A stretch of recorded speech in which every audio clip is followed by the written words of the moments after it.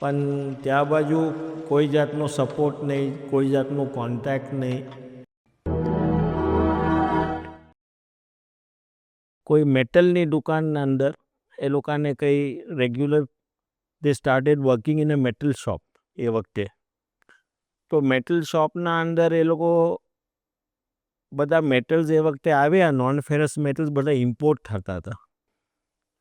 તો હવે એ લોકો સાથે સાથે કામ કરતા, આ બધું ટ્રેડનું એ લોકોને અમુક વર્ષ કીધું, પછી એ લોકોને આઈડિયા આવી ગઈ કે આ પ્રમાણે ટ્રેડિંગ થાય છે કરીને.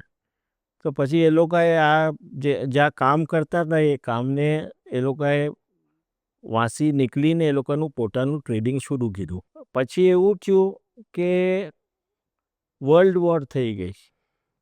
હવે વર્લ્ડ વોર જ્યારે થઈ ત્યારે આ બધા મેટલ્સ જે ઇમ્પોર્ટ થતા હતા એનું ઇમ્પોર્ટ્સ બંધ થઈ ગયું. તો જેના પાસે જેટલો માલ હતો એના ભાવ બધા ક્યાં ને ક્યાં ચાલા ગયા, સ્કાય રોકેટ થઈ ગયા. તો that was a turning point in their business.